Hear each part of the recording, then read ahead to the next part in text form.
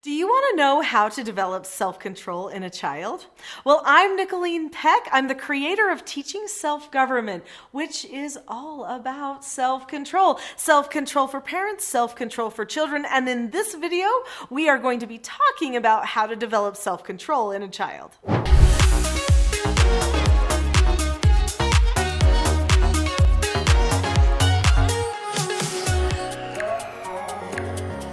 When a person has self-control, they actually feel confident. So if we want our children to be empowered and confident, to be able to handle their problems, to lead out in society, they actually have to have self-control. Did you know that every great person that we look up to are heroes in life? Not our idols, not like icons. That's different than a hero. But the ones that are truly heroes, the ones they make movies of that just make you cry, or the people that overcome on the battlefield or on the sports field, those are people who mobilize their ability to control themselves. They have what I call self-government. In this video, I want to share with you 4 things you can do to help develop self-control in your child.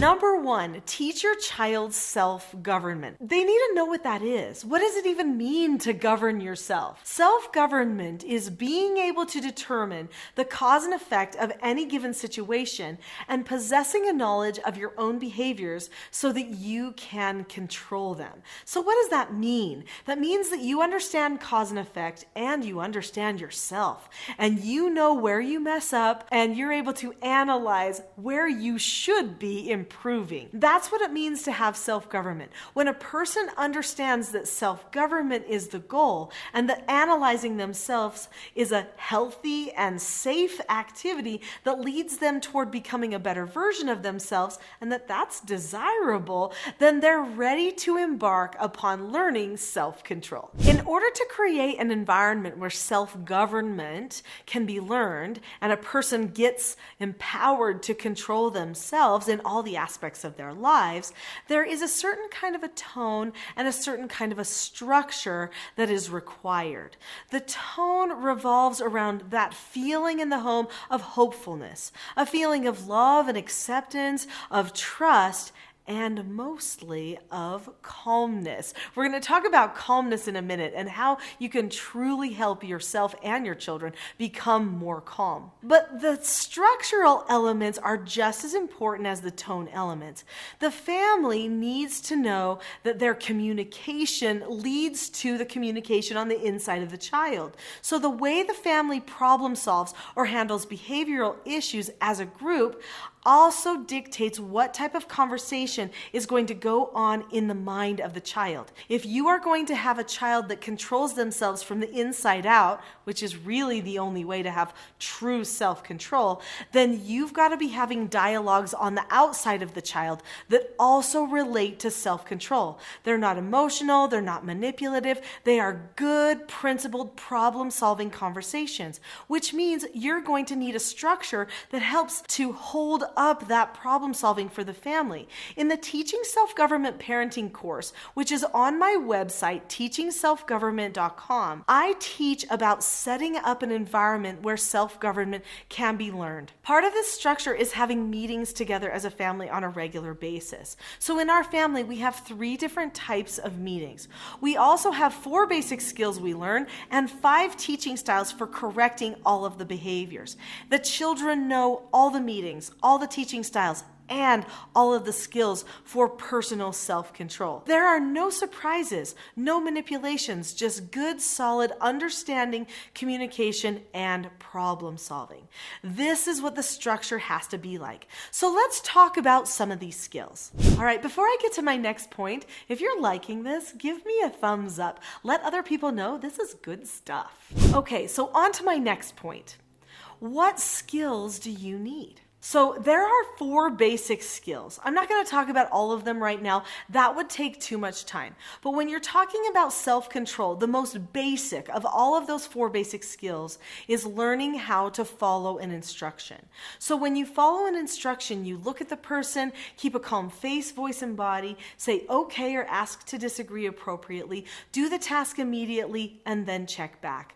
If a person cannot follow instruction from their parents or won't follow instruction from their parents, then guess what? They won't follow instruction from themselves either. And to truly have self-control over yourself means to follow your own instructions. So if you can instruct yourself, and if you can give yourself no answers, and accept your no answers, and follow your own instructions, then you're a pretty self-governed person. That's the goal. That's the type of child that I'm trying to create in my home. But to create an environment where that type of training is possible requires calmness. What is calmness? Calmness is the rarest quality in human life. It is singleness of purpose, absolute confidence, conscious power, ready to be focused in an instant to meet any crisis. Calmness isn't just silence. In fact, people who are calm do an awful lot of talking and problem solving. Calmness is being able to pull back, not cater to the emotions, but put them in their place and say, wait a minute, let's think about this. Let's talk about this. Let's plan going forward. A calm person doesn't take somebody else's behaviors personally. A calm person doesn't allow themselves to engage in a power struggle. They recognize the power struggle, and then they draw upon their principles and their skills that they have that uphold those principles in order to continue to lead the other people around them, even the angry people, to calmness. So how do you do that? I have the perfect thing for you. It's a gift. It's called the Calm Parenting Toolkit. It's down in the description of this video, and I want to give it to you for free. Just because you watched this video, you can have the Calm Parenting Toolkit for free. Click the link below, go get the Calm Parenting Toolkit, and let me tell you what it will give you. That Calm Parenting Toolkit will give you the skills that you need to get yourself calm while helping them become calm all at the same time.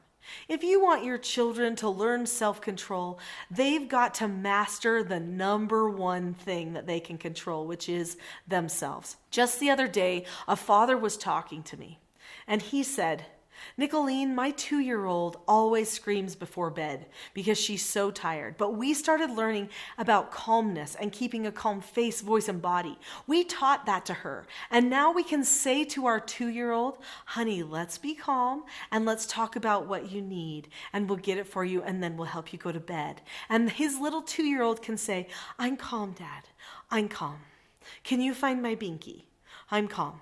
I'm staying calm. A 2-year-old. Who takes a pacifier, knows the difference between calm and not calm, because this family learned about self-government and about calmness. So go to that free Calm Parenting Toolkit and get started today on your road to self-government, self-control for the whole family, and calmness.